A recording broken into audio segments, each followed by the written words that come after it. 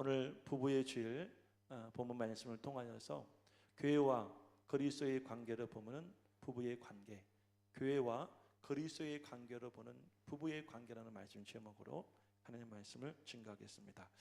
지난주에는 스승주일이었는데요.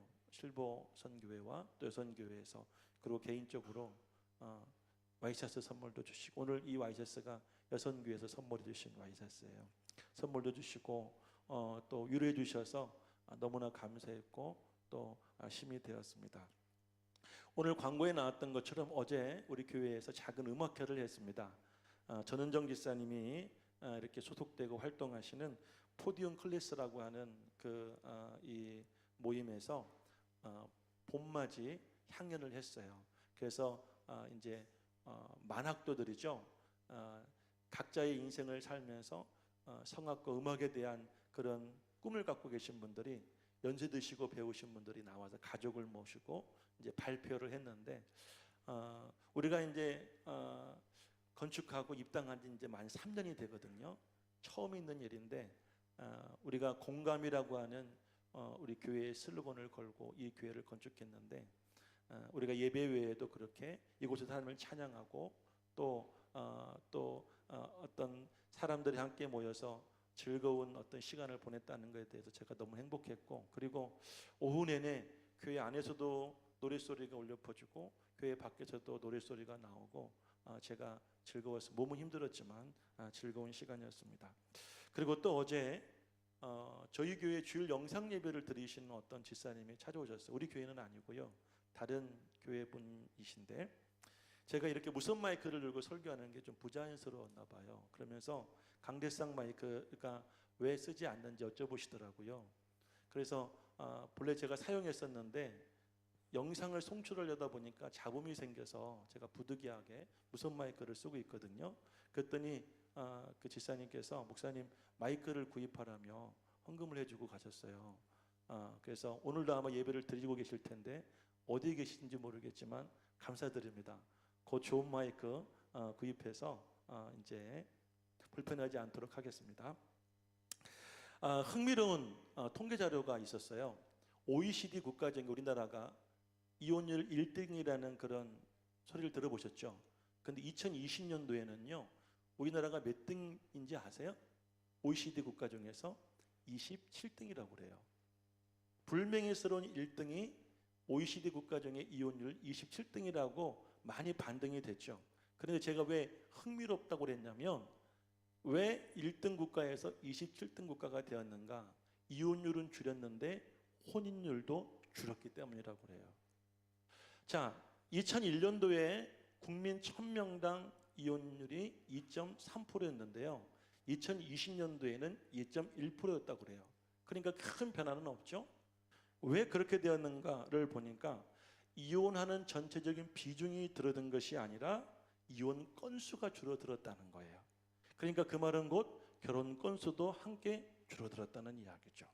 그리고 2001년도부터 급격하게 여러분 늘어나는 이혼의 어떤 새로운 양상이 있었는데, 그게 뭐냐면 황혼 이혼이 늘었대요.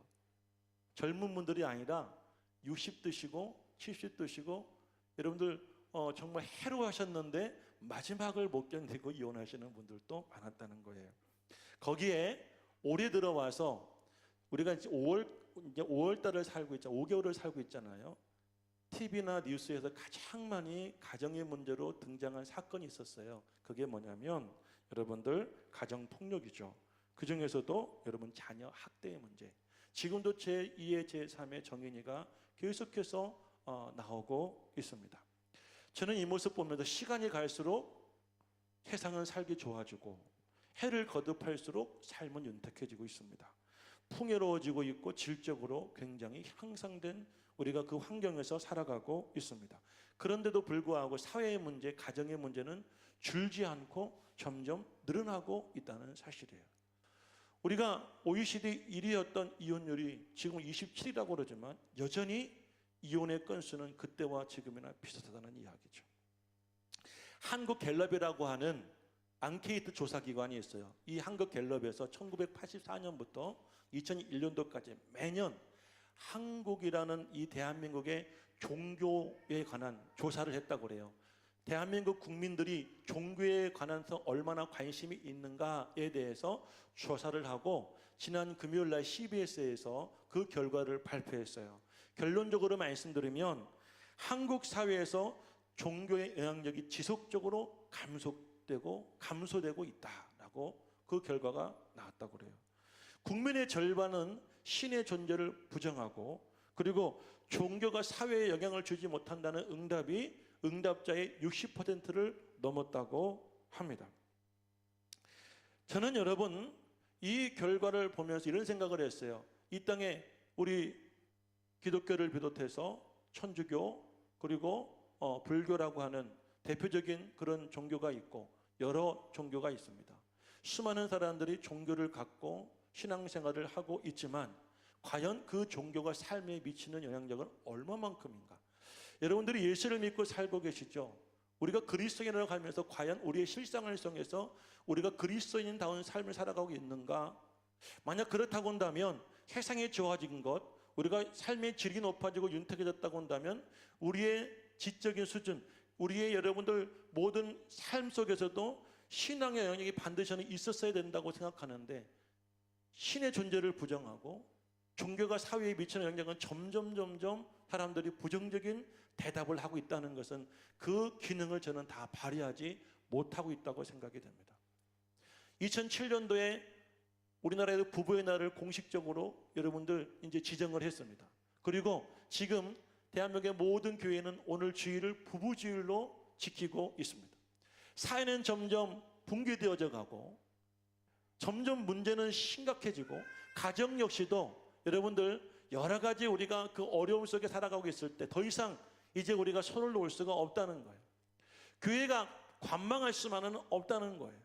그래서 우리가 여러분들 부부주일로 정해놓고 과연 성경적인 부부관, 성경적인 건강한 가정은 어떻게 세워갈 것인가를 교회는 가르치고 있습니다. 오늘 저도 이 본문을 통하여서 우리가 여러분 어떻게 건강하고 행복한 부부관계, 가정을 이룰 수 있을 것인가를 몇 가지로 생각해보고 여러분과 함께 나누고 싶습니다.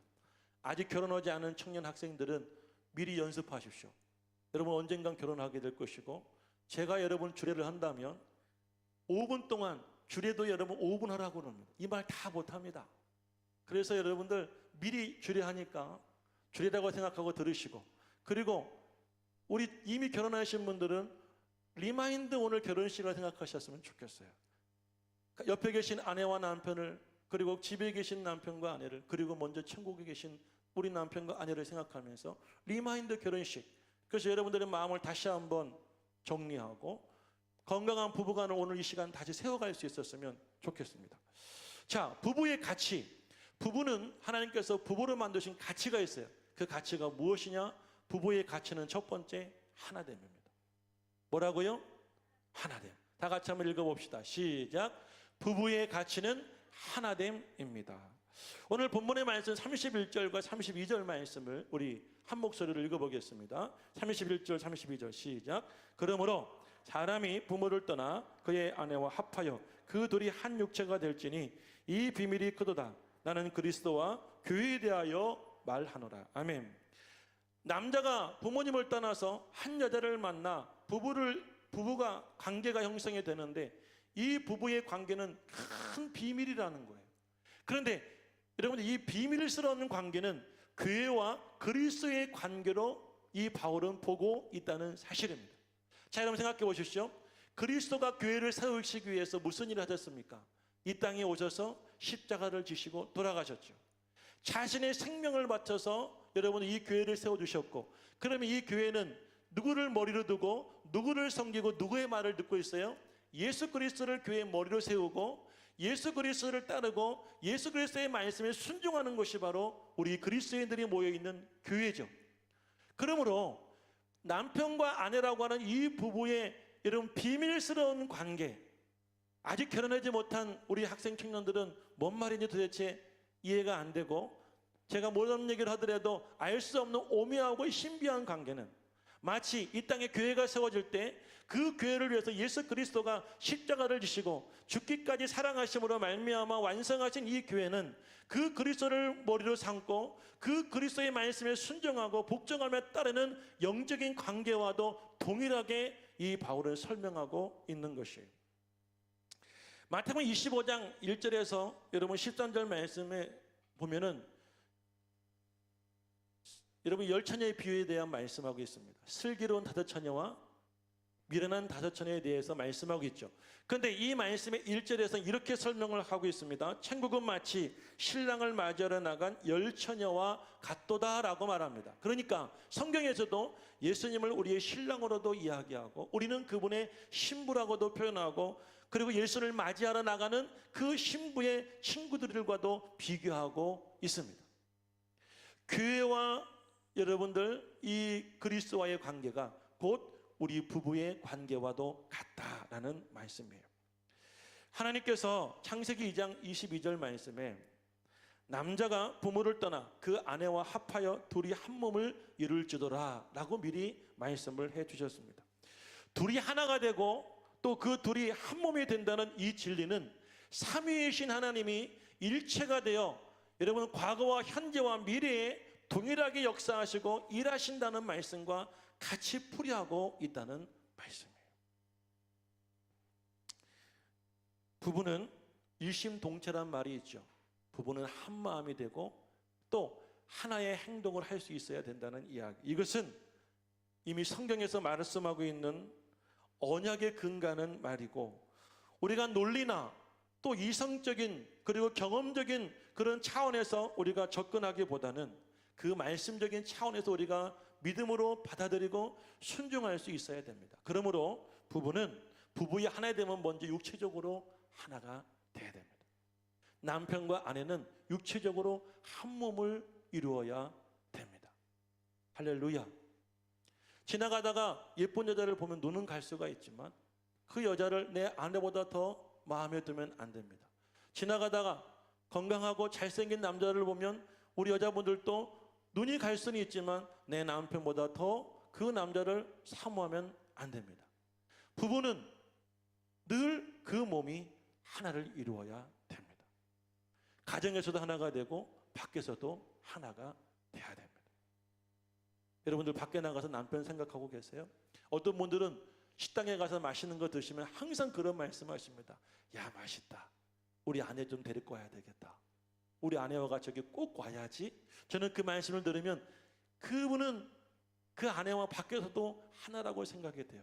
아무리 맛있는 거 드시고 아무리 좋은 곳에 가도 아내 생각 안 하고 아내 말 안 하시는 분들은 저는 아닌 것 같아요. 아내분들도 그러지 않으세요?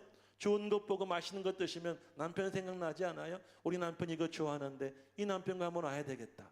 몸이 하나가 해야 됩니다. 또 부부는 마음이 하나가 되고 생각이 하나가 돼야 됩니다. 이런 말이 있습니다. 부부는 서로를 바라보는 것이 아니라 같은 곳을 바라보아야 된다. 부부는요, 서로를 바라보라고 맺어진 관계가 아니라 같은 곳을 바라보며 그 같은 곳을 향해 나아가라고 여러분 하나님께서 맺어주신 관계가 부부의 관계라는 사실이에요. 그러므로 부부는 친구가 될 수 있어야 되고 동역자가 될 수 있어야 됩니다. 혹시 여러분 가정에서 부부간의 대화를 많이 하십니까? 아니면 에이 됐어 말어 그러십니까? 제가 어떤 집사님 누구라고 말할 수는 없고 오늘 이 자리에 나오지 않으셨지만 어떤 집사님은 저한테 그러시더라고요. 남편과 대화가 끊어진 지 벌써 몇 개월째라고. 어떤 분은 뭐라고 하시냐면 남편과 대화를 뭘로 하시냐면 카톡으로 하신대요. 밥 먹어. 알았어. 아내는 밥을 차려주고 그 자리를 떠나면 남편은 밥을 먹고 또 자기 방에 가고 아내는 또 치워주고. 그래도 그 정도라도 하니 참만 다행이죠. 마음이 하나가 되고 생각이 하나가 되는 친구가 되고 동역자가 될 때 부부의 참 가치를 이룰 수가 있게 됩니다. 또한 부부는 신앙적으로 하나가 되어야 됩니다. 오늘 약 올리려고 부부가 나와서 특성화를 간 것이 아니에요. 함께 나온 부부가 같은 찬양을 부르고 한 자리 섰다는 것만으로도 신앙적으로 굉장히 은혜가 되고 여러분들 평생 잊지 못할 저는 추억이 될 것이라고 생각이 됩니다. 그리고 비록 내 남편은 나오지 못했지만, 내 아내는 이 자리에 없지만, 여러분들 내 아내와 남편을 꿈꾸며 함께 신앙생활 한다는 것, 그 어떤 인생의 기쁨보다도 저는 큰 것이라고 생각이 됩니다. 성경에 보면 브리스길라와 아굴라 부부가 있습니다. 사도 바울의 고린도에서 만나게 되었고, 그때 이후부터 사도 바울의 모든 사역에 동역하고 동참했던 부부가 바로 이 브리스길라 아굴라 부부였어요. 사도 바울도 천막 깁는 직업을 갖고 있었고, 이 부부도 천막을 깁다가 천막을 보수하다가 이 사도와 만나게 되었습니다. 그리고 이 부부는 평생 사도 바울과 함께 복음 사역을 위해서 헌신했습니다. 세상에 성경에 나오는 수많은 부부가 있지만 신앙적 가치관을 같이 두고 함께 사역했던 이 브리스길라 아글라 부부는 비록 그 평생에 자기 자신과 가족의 삶을 살진 않았지만 그 누구보다도 가치 있고 행복한 삶을 살았다, 그렇게 생각이 됩니다. 할렐루야. 아직 남편이 믿지 않고 계시다고 한다면, 아직 여러분 아내가 예수를 안 믿고 계시다고 한다면, 여러분 참 부부의 가치를 이루기 위하여 그 남편과 아내를 예수님께 인도할 수 있기를 주 이름으로 간절히 축복합니다. 주일 함께 차를 타고 함께 손을 잡고 함께 교회에 나와 한 자리에 앉아 예배를 드릴 때, 세상적으로 인간적으로 풀리지 않았던 여러분 가정의 문제와 그리고 여러분 마음속의 상처와 그 고통들이 예배 가운데 회복되어지고 해결되어지고 여러분의 관계는 회복되게 될 줄로 저는 확신합니다. 또 한 가지가 있습니다. 부부는 지갑도 하나가 돼야 됩니다. 남편이 왜, 제가 설교를 준비하면서 저는 비상금에 대해서 한번 묵상해 보았어요. 이 땅에 언제부터 비상금이 생겼을까요? 남편들은 왜 비상금을 만들어야 될까요? 여자분들은 가끔 이런 이야기 합니다. 우리 집에 애가 셋이 있어요. 근데 분명히 그 집에는 아들이 둘밖에 없거든요. 왜 그런 얘기했냐면 남편도 아들과 똑같이 대우하는 거예요. 철딱서니가 없다는 거예요. 나이를 먹어도 생각하는 게, 행동하는 게 철이 들지 않아. 영원히 철들지 않는 게 남편이에요. 그러니까 남편들이 무슨 짓을 하든 아내분들은 이해가 안 돼요. 그분들의 취미생활도 이해가 안 되고 그분들의 지출도 도대체가 받아들일 수가 없어. 아내는 먹고 또 아이들을 위해서, 가정을 위해서 여러분들 가계부를 써가면서 여러분 지출하는, 남자들은 쓸데없는 것을 잘 사요. 필요 없는 것을 잘 사요. 그러니까 남편이 아내에게 이것 좀 구입한다고 말하면 아내는 이런 자에 거절합니다. 쓸데없이 사지 마. 그때부터 남편의 비상금이 생겼어요. 그래가지고 아내 몰래게 다른 주머니를 만들어가지고 아내 몰래게 돈을 챙겨가지고, 그리고 재수없게 걸려가지고 또 얻어맞고 욕먹고, 그리고도 포기하지 못하고 왜 자꾸 비상금을 만드는지 아십니까? 지갑이 하나가 되지 않아서. 지갑이 하나가 돼야 돼요. 그러니까 여러분, 남편은요, 할 수 있으면 아내 모르게 다른 주머니 만들면 안 돼요. 아내분들도 철딱서는 남편의 그 가치관과 그분의 지출도 인정해주고 이해를 해주세요. 그거 뭐하러 사? 내가 볼 때는 아무 쓸모없는 것 같은데 왜 그거를 사냐고 라고 말하면 그때부터 또 지갑 만드는 거야. 알았어. 괜찮아 여보. 당신 필요하면 그거 사요. 그거 하세요. 라고 인정해 보세요. 남편은요, 저는 아내에게 거짓말 안 할 줄로 믿습니다. 아멘 하시죠? 성경은 부부의 관계를 돕는 배필이라고 합니다. 왜 배필인 줄 아십니까? 돕는 배필이라는 말을 여러분들 때로는 아내를 가리켜 돕는 배필이라고 하는데 기분 나쁘게 들릴 수 있어요. 근데 이 성경적인 의미는 어떤 의미냐면요, 부족한 부분을 채워주는 거예요. 남편이 없는 것을 아내가 채워주고 아내가 없는 걸 남편이 채워줌으로 부부가 완전해지게 하는 것, 이것이 배필로 하나님께서 부부로 삼아 주신 것인 줄로 믿습니다. 헐뜯고 비난하는 관계가 아니라 돕는 배필이라는 거예요. 제가 일부 설교하면서 이런 말을 했어요. 남편들은 집에 가면요, 이상하게 집에만 가면요 참 작아져요. 집에만 가면요 왠지 용기가 없어져요. 근데 밖에만 나가면 큰 소리 치고 잘 나가는 사람들이 있거든요. 직장에 가면 과장, 부장, 그래도 여러분들 나름대로 직급도 높고 큰 소리 치는 분이 집에만 가면 이상하게 눈치가 보이고, 집에만 가면 목소리가 작아들고, 집에만 가면 말하다가 중간에 끊겨가지고 알았어, 기 가지고 사는 남편들이 참 많아요. 남편들 제가 생각해도 제가 참 결점이 많고 부족함이 많고 여러분 아내에게 정말 미안한 부분이 참 많아. 그렇다고 아내가 당신은 맨날 따따붙다, 너 당신은 이런 사람이야, 그러면 남편은 더 기가 죽겠죠. 배필은 뭐냐면 채워주는 거예요. 덮어주는 거예요. 이해해주는 거예요. 남편이 가정에서도 여러분들 기가 살고 가정에서도 자신 있고 당당하면 밖에 나가면 더 자신 있게 살 줄로 믿으시기를 축복합니다. 기분 나쁘시죠? 저는 오늘이 제일 불편한 주일이에요. 이제 더 기분 나쁜 얘기 해야 되는데 어떡할까? 남편들에 대해서, 아내들에 대해서 오늘 바울이 권면한 말씀을 해야 됩니다. 그런데 여러분들, 아내들은 남편들에게 복종하라고 합니다. 존경하라고 합니다. 그러면 아내들은 저를 쏘아붙입니다. 도저히 우리 남편을 복종할 수도 없고 존경할 수 없는 저 인간을 어떻게 복종하라고요? 그리고 남편들은 아내를 사랑하라고 그럽니다. 어떻게 사랑하냐고요? 나를 그렇게 대하는 저 인간을. 그래가지고 이런 얘기하면은 저를 굉장히 안 좋은 눈으로 바라보시는데, 그러나 여러분, 우리가 행복하고 건강한 가정을 만들고 부부관계를 이루기 위해서는 오늘 이 말씀에 함께 집중했으면 좋겠습니다. 그런데 여러분, 두 번째로 부부의 역할이 있습니다. 부부의 역할은 각각 다르다입니다. 부부의 가치는 하나됨에 있고 부부의 역할은 각각 다름으로 온전하게 만들어가야 됩니다.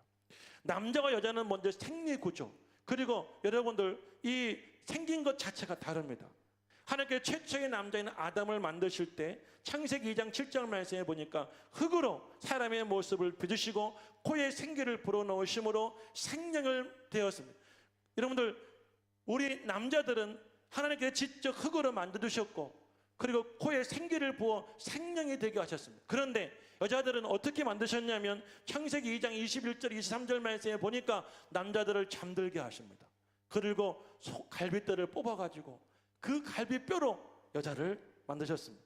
그리고 남자 여자는 창조된 순서도 다르고 만드는 제도도 다르고 만드는 방법도 전혀 다릅니다. 그러기에 신체적인 구조나 그리고 발달 면에 다르고 기능적인 면에 다르고 생리적인 측면에서도 너무나 다른 게 남자와 여자입니다. 힘의 규정도 다릅니다. 정서적인 면도 다릅니다. 여러분, 추구하는 이상도 차이가 있습니다. 그러기에 역할도 다릅니다. 그래서 부부의 관계는 절대로 평등 관계로 보아서는 안 됩니다. 부부의 관계를 평등의 관계로 주장하는 논리가 얼뜻 보기에는 합리적이고 그리고 민주적이고 신사적으로 보일지는 모릅니다. 하지만 부부를 평등하게 볼 때에는 그 가정에 심각한 문제가 발생할 수도 있다는 거예요. 절대 평등할 수가 없습니다. 상호 보완, 아멘, 상호 존중의 관계가 부부의 관계입니다. 할렐루야. 남녀 평등한다고 요즘의 여자들도 이제는 모병제, 군대에 가야 된다는 그런 이야기들이 국회에서 나오고 있는데 그런다고 평등해집니까? 남자가 할 일이 있고 여자가 할 일이 있다는 거예요. 서로를 존중해주고 보완해줄 때 부부의 관계가 건강해질 수가 있는 거예요. 오늘 본문의 말씀에서 부부의 관계의 기준을 교회와 그리스도의 관계로 설명합니다. 그래서 남편은 아내를 그리스도께서 교회를 사랑하시듯 사랑하고 교회를 위해 자신을 내어주듯 사랑하라고 말하고 아내는 남편에게 복종하기를 죽게 하듯 하라고 말하고 있습니다. 그래서 이제 아내들에게 말합니다. 한번 본문 22절과 23절 말씀을 함께 읽어보겠습니다. 우리 아내들의 목소리로 들어보겠습니다. 남편들은 읽지 마시고 우리 아내들만 한번 22절과 23절 말씀을 크게 읽어봅니다. 시작. 아내들이여 자기 남편에게 복종하기를 죽게 하듯 하라. 이는 남편이 아내의 머리됨이 그리스도께서 교회의 머리됨과 같음이니 그가 바로 구주시니라. 아멘. 주께서는 오늘 말씀을 통해서 아내들을 향하여 남편들에게 복종하라고 명령합니다. 남편을 대하기를 마치 주님을 대하듯 하라고 말씀하고 있는 것입니다. 이와 비슷한 말씀을 베드로전서 3장 5절과 6절에서도 하고 있는데요. 베드로 사도는 과연 이에 대해서 뭐라고 말하고 있을까요? 한번 다 같이 한 목소리로 읽어보겠습니다. 다 같이 시작. 전에 하나님께 소망을 두었던 거룩한 부녀들도 이와 같이 자기 남편에게 순종함으로 자기를 단장하였나니 사라가 아브라함을 주라 칭하여 순종한 것 같이 너희는 선을 행하고 아무 두려운 일에도 놀라지 아니하면 그의 딸이 된 것이니라. 아멘. 거룩한 전의 부녀들이 있었습니다. 자, 오늘 여러분 베드로가 말하는 전에 있었던 거룩한 부녀들은 어떤 분들이냐면 남편에게 순종함으로 자기를 단장하신 분들, 마치 사라가 아브라함을 자기의 주로 여기고 아브라함에게 순종했듯이 자기를 단장하고 남편에게 순종했던 과거의 거룩한 부녀들이 있었다는 거예요. 그러므로 사랑하는 여러분, 우리가 그리스도 안에서 거룩한 부녀가 되기 위해서는 남편에게 순종하시고 남편에게 복종하셔야 됩니다. 아멘. 여자분들만 아멘. 믿음으로 아멘. 진심으로 아멘. 한 번 더 아멘. 쏘아붙이지 마시고. 이 복종이란 말은 헬라 말로 휘포타세타이란 말입니다. 휘포타세타이. 그리고 베드로가 말하고 있는 이 순종이란 말은 휘파코우란 말입니다. 휘파코우. 이 말은 큰 차이는 없습니다만은 복종과 순종이란 말은요, 권위에 따르다라는 그런 말이에요. 권위에 따르다. 그런데 순종이란 말은 그 권위 앞에 내가 인정해 주는 거예요. 내가 이성적으로 생각하고 판단할 때 인정이 되기에 내가 따라주는 것이 순종이에요. 그런데 인정이 안 돼. 내 남편은 도저히 인정할 수가 없어. 그러면 내가 말씀에 의지하여 복종하는 거예요. 마음을 움직이지 않지만, 동요되지 않지만 말씀에 의하여 내가 따라주는 것을 가리켜 복종입니다. 순종은 강제성이 띄지 않지만 복종은 강제성이 띈다는 거예요. 그러므로 사랑하는 여러분들, 거룩한 부녀들이여, 강제적이 아니더라도 혹시라도 강제성이 필요한 남편을 섬기고 사신다면 오늘 이 말씀에 의지하여 강제적으로라도 남편의 그 권위에 따라주시기를 주의 이름으로 부탁을 드립니다. 아멘 안 하시죠? 그 본보기를 우리 예수 그리스도로 삼고 있는데요, 한번 빌립보서 2장 5절에서 8절 말씀을 한번 읽어보겠습니다. 빌립보서 5장 2절에서 8절 말씀을 우리 한 목소리로 읽어봅니다. 시작. 너희 안에 이 마음을 품으라. 곧 그리스도 예수의 마음이니 그는 근본 하나님의 본체시나 하나님과 동등됨을 취할 것으로 여기지 아니하시고 오히려 자기를 비워 종의 형체를 가지사 사람과 같이 되셨고 사람의 모양으로 나타나사 자기를 낮추시고 죽기까지 복종하셨으니 곧 십자가에 죽으십니다. 자, 다음 말씀 9절. 9절은 없습니까? 자, 여기까지. 자, 그런데 9절 말씀부터 보게 되면 이렇게 말씀이 나와 있어요. 이름으로 하나님이 그를 지극히 높여 모든 이름 위에 뛰어난 이름을 두사 하늘에 있는 자들과 땅에 있는 자들과 땅 아래에 있는 자들로 모든 무릎을 예수의 이름에 꿇게 하시고 모든 이름으로 예수 그리스도를 주라 시인하여 하나님께 영광을 돌리게 하셨다는 거예요. 이 말씀을 이렇게 해석해 볼게요. 예수님이 하나님께 복종했더니 하나님께서 그를 높여주셨다는 거예요. 하나님께서 그를 존귀하게 여겨주셨다는 거죠. 우리 거룩한 부녀들의 여러분들 어떤 맹목적인 복종은 그것으로 끝나는 것이 아니라 여러분 어떤 강제성 있는 순종과 복종은 곧 남편들로 하여금 여러분들을 존귀하게 하고 여러분들을 높여주고 여러분들의 이름을 이 세상 가운데 그 어떤 이름보다도 여러분 아름답게 찬양할 것이라는 거예요. 그러기에 여러분 남편들에게 복종하실 수가 있어야 된다는 말씀이에요. 할렐루야. 여러분 상상해 보시길 바랍니다. 아버지의 권위, 남편의 권위가 실추된 가정의 모습은 어떨 것 같아요? 교회도 하나님의 말씀의 권위가 실추되고 말씀을 증거하는 담임 목사의 권위가 떨어진 그 교회의 모습은 어떨 것 같습니까? 그리고 이 사회도 이 나라를 다스리는 대통령의 권위가 지금 땅바닥에 떨어진다고 한다면 이 대한민국의 분위기는 어떨 것 같습니까? 그러므로 사랑하는 여러분, 권위라는 것은 권위를 가지고 있는 사람이 부리는 것이 아니라 그 아래에 있는 사람들이 맞춰 주어야 되는 거예요. 세워 주어야 되는 거예요. 남편의 권위는요, 스스로가 세우면 권위주의자가 되는 거예요. 그거 참 꼴보기 싫습니다. 내가 밖에서 얼마나 어렵게 사는 줄 알아? 이러면 꼴보기 싫어지는 거예요. 남편도 참 비우상하게 되는 거예요. 내가 집에 가져가 이런 대우를 받아야 돼. 이러면요, 그렇게 말하는 남편도 참 기분이 나빠요. 그런데 어쩔 수가 없는 거예요. 권위를 안 세워주니까. 그러면 여러분의 남편은 모두가 다 권위주의자가 되는 거예요. 그런데 남편의 권위를 세워줘 보십시오. 그것이 때로는 강제성을 띈다 할지라도 여러분이 그 남편의 권위를 서둘 때 여러분 가정은 건강해지고 부부는 행복해질 수가 있는 줄로 믿으시기를 주의 이름으로 축복합니다. 창세기 3장 16절 보면 아담과 하와가 선악과를 먹었을 때 하나님이 하와에게 내리신 저주예요. 이렇게 말하고 있습니다. 여자에게 이르시되 내가 내게 임신하는 고통을 크게 더하리니 내가 수고하여 자식을 낳을 것이며, 그리고 그 다음 이렇게 말하고 있습니다. 너는 남편을 원하고 남편은 너를 다스릴 것이니라. 이게 하나님이 여자에게 주신 말씀이라는 거예요.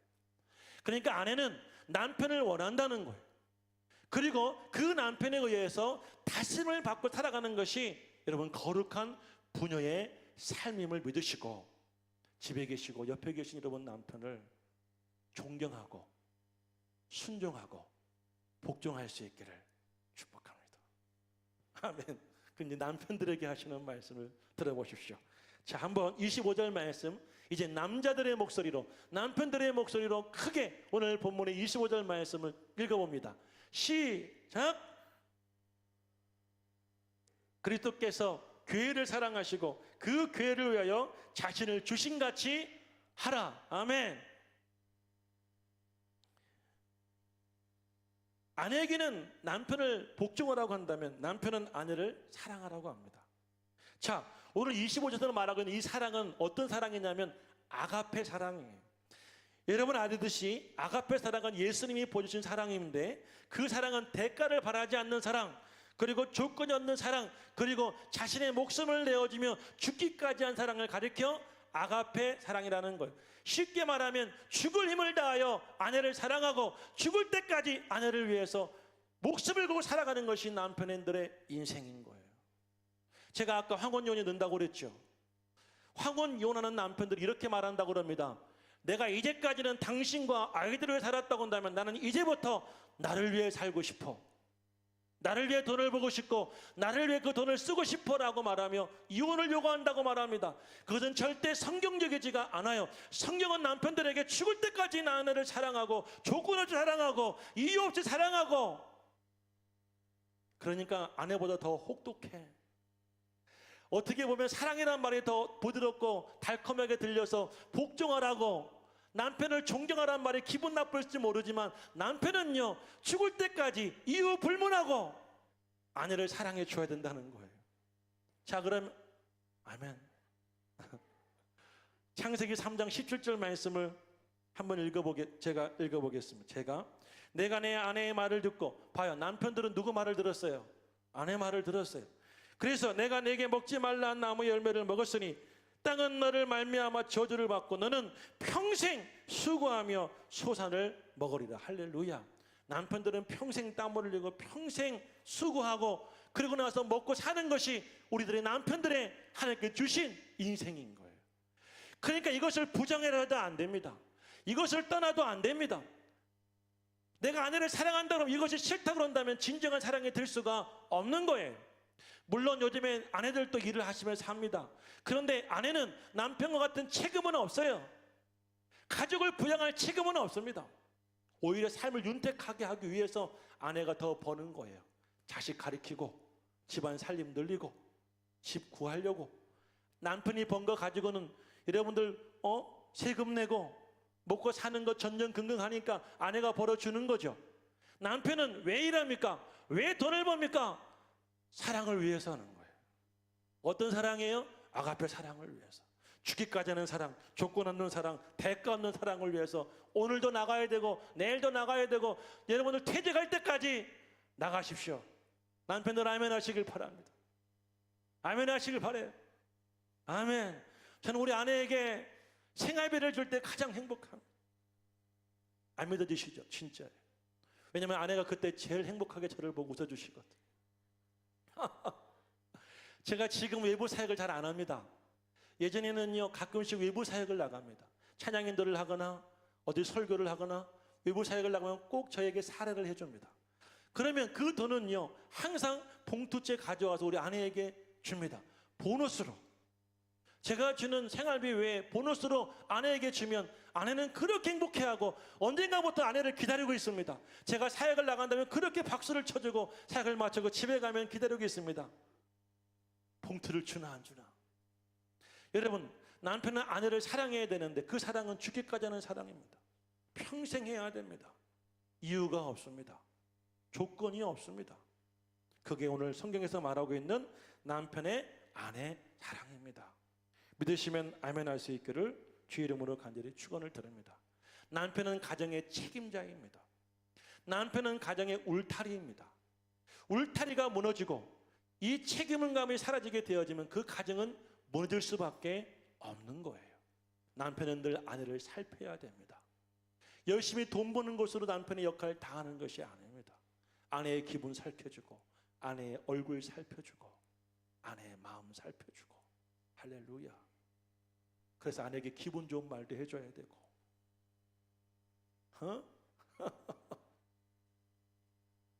옷을 입고 옷을 사고 와가 여보 어때? 오 최고.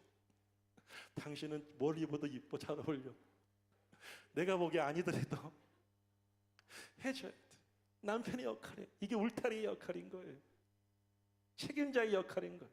그러니까 돈만 벌어주지 말고 가끔씩 맛있는 것도 좀 사다 주고 또 여러분 좋은 걸 구경도 시켜주고 그러면서 아내의 기분도 풀어주고 그리고 아내를 위해서 기도해주고 할렐루야. 남편의 가장 큰 사랑은 아내를 향한 기도입니다. 아멘이세요? 저도 새벽마다 아내를 위해 기도하지만 기도하다 보면 아내를 묵상하게 됩니다. 나를 위해 우리를 위해 헌신하고 수고하는 내 아내를 생각하면 어떤 때는 눈물도 나고 가슴이 미어집니다. 미운 마음이 있다가도 기도하다 보면 그 아내가 긍휼한 마음이 생기게 되어지고 집에 가서 자고 있는 아내 기도해주고 그 모습 보면 안쓰럽고 더 잘해야지라는 그런 다짐도 생기게 됩니다. 사랑이란 말이 여러분들 달콤하게 들릴지 모르지만 우리가 알고 있는 그 사랑이 아니에요. 오늘 바울이 말하고 있는 남편이 아내를 향한 사랑은 아가페 사랑이에요. 죽기까지 책임 있는 사랑, 모든 것을 다 포함할 수 있는 그 사랑이 바로 이 아가페 사랑인 줄로 믿습니다. 그러므로 부부의 관계를 깨는 어떠한 문제가 있다고 한다면 우리는 경계해야 되고 이 부부의 관계를 어떻게든지 유지할 수 있도록 여러분은 서로 보완하며 서로 힘쓰고 애써서 건강한 가정을 세워가야 될 줄로 믿습니다. 자, 세 번째입니다. 부부의 열매가 있습니다. 부부의 열매는 바로 자녀 출생과 양육이라는 사실을 믿으시기를 주의 이름으로 축복합니다. 부부의 가치는 하나예요. 여러분들 부부의 역할은 서로 다릅니다. 서로 다르지만 그 다른 역할을 통하여 완전한 가정을 세워가야 됩니다. 세 번째, 부부를 통해 우리가 맺을 수 있는 열매는 무엇이냐? 바로 출산과 양육인 줄로 믿습니다.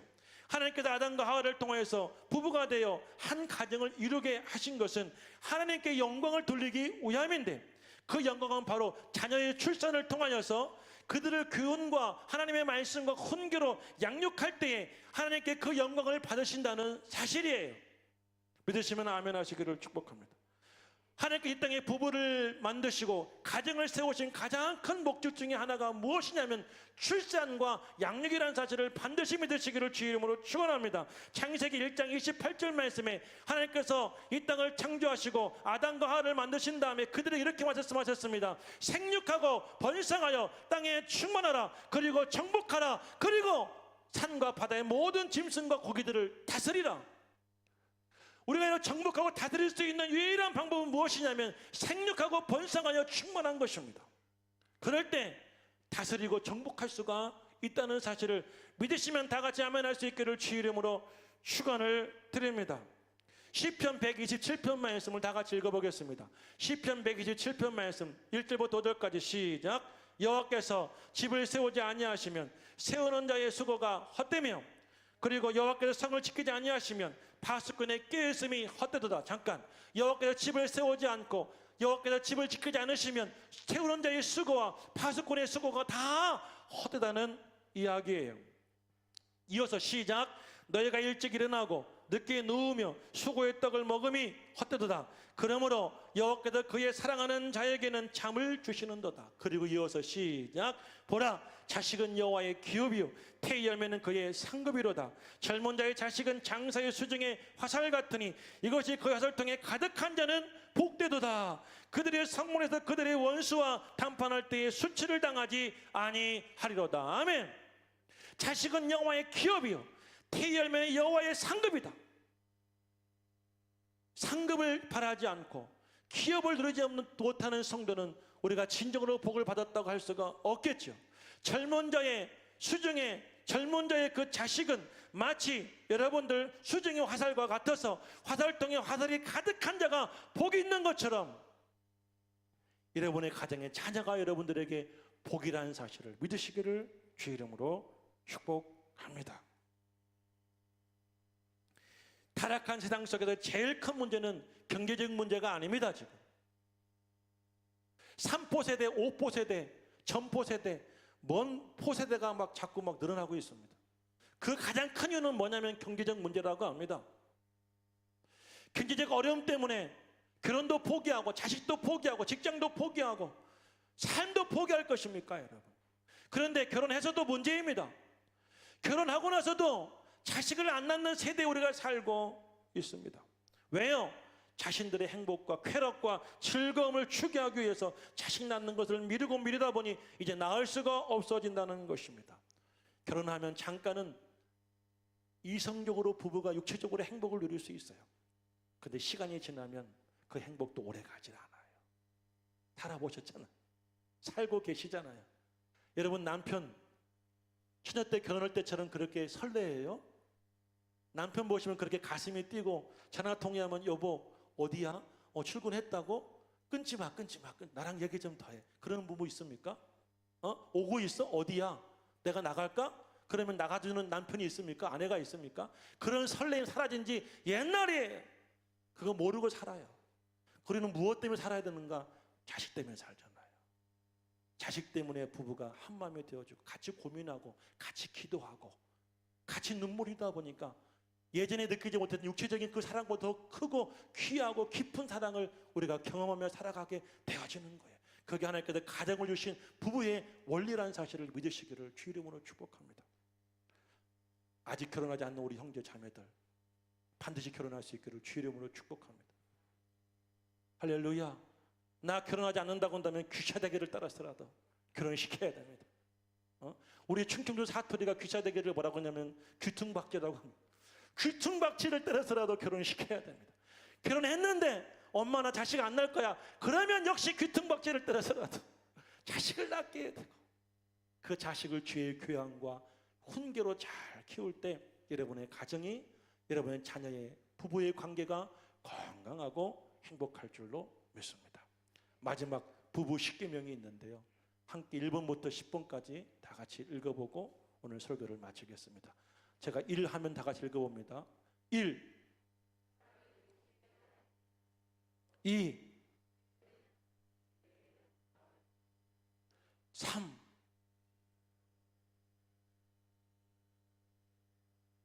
4,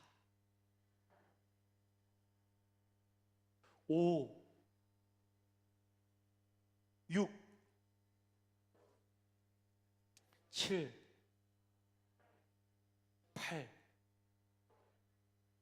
9, 마지막 10, 서로의 잘못을 감싸주고 사랑으로 부족함을 채워주도록 노력하십시오.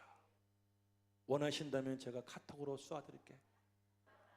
오늘 예배를 마치고 단체 카톡으로 부부 10계명을 쏘아드릴 테니까 힘들고 어려울 때마다 이 계명을 보시고 계명을 지키심으로 여러분 건강하고 행복한 가정, 부부가 되기를 주 이름으로 축복합니다. 오늘 코로나 기간인데도 참 많은 부부가 예배에 참석해 주셔서 감사드리고 힘들고 어려울 때일수록 부부가 서로 의지하고 힘이 되어주고 그리고 응원해주고 축복해주고 사랑해주고 기도해주고 그리고 존경해주고 복종해준다면 그 어떤 가정보다도 여러분 가정은 행복할 것이고 어떤 남편보다도 여러분 남편은 행복하게 살 것이고 어떤 아내보다도 여러분 아내는 행복한 아내가 될 것입니다. 그런 건강한 가정 이룰 수 있기를 주 이름으로 축복합니다. 하나님께 영광의 박수, 영광의 박수 다 같이 할렐루야. 우리 찬양 한 곡 부를까요? 주 안에 우린 하나, 기대라는 찬양이에요. 오늘 우리 남편에 대한 기대, 아내에 대한 기대, 우리 그리스도 안에서 함께 찬양하며 기도하고 오늘 설교를 마치겠습니다.